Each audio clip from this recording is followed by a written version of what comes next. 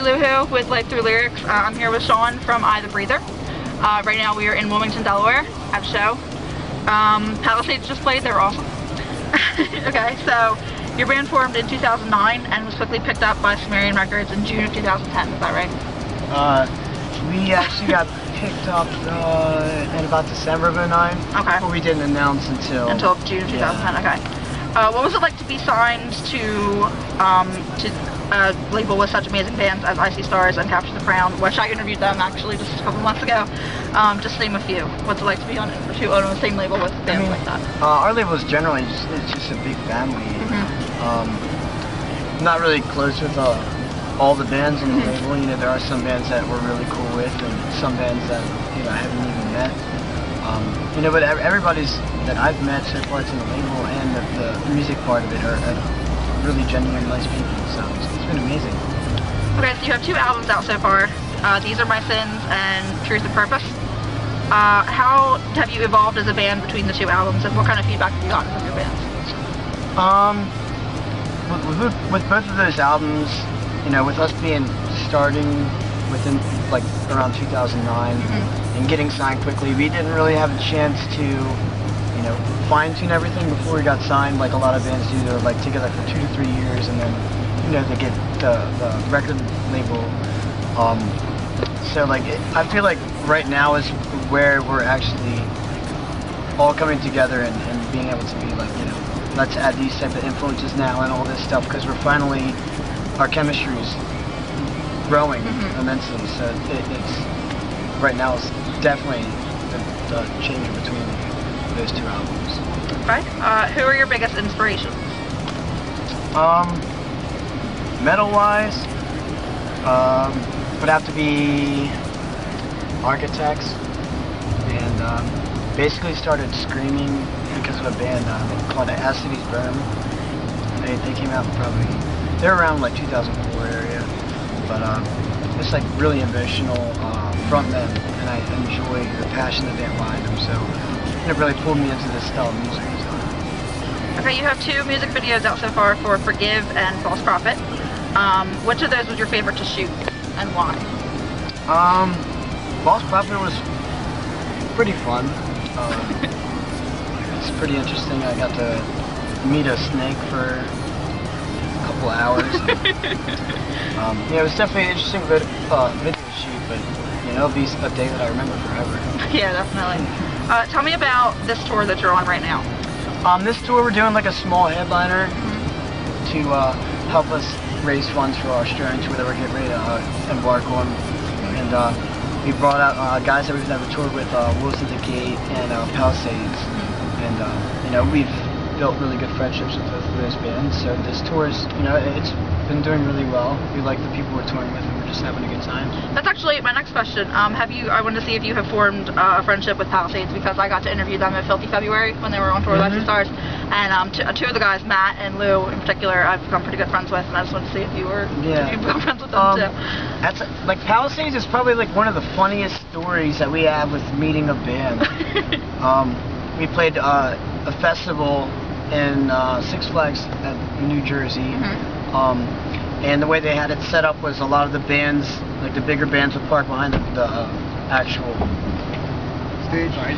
stage, and all the other bands would get loaded in through like a box truck or whatever.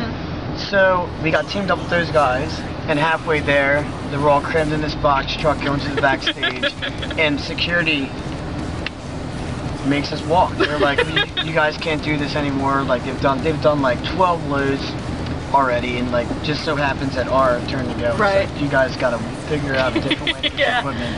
And then this tour they came back. You know, we're excited to have them out. And then they have van issues, so we only had 2 shows with them, and then we had 4 shows without them.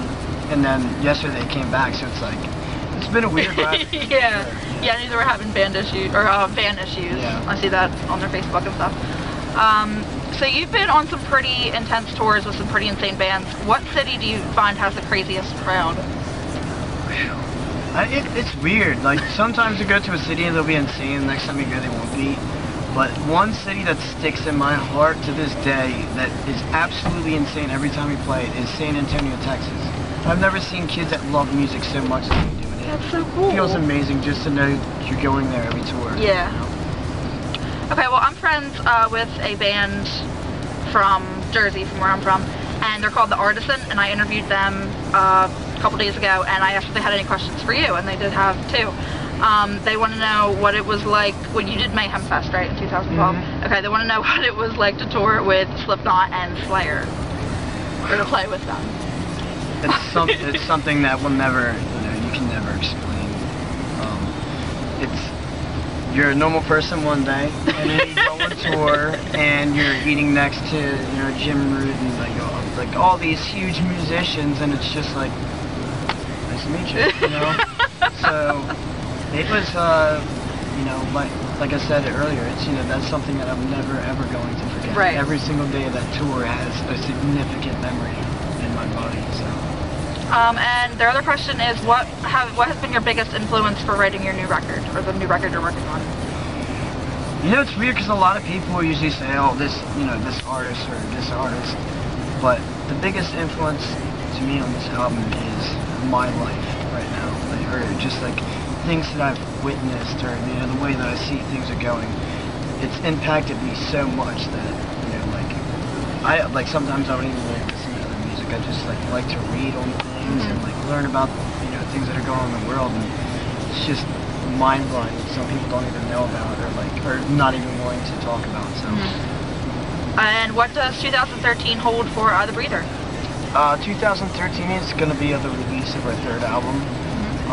We don't really know what we have planned after our Australian tour coming up, but we do know that we're working really hard on this album right now.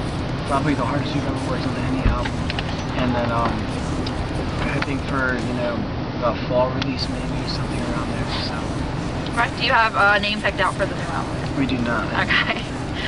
Lastly, do you have any advice or final thoughts for your fans who will see this? Thank you.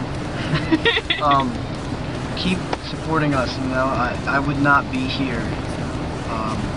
Not even just doing this. I don't even know if I would be breathing right now if it wasn't for this band taking me in, and me meeting fans day to day. It speaks word every night when I go to bed, and I'm just like, wow, there's people out there that look up to me. Yeah. It helps me live every day. It really does, and I really appreciate you guys. I really do. Awesome. Well, thank you so much, and this has been my interview with Shawn. Nice meeting you. Nice to meet you too.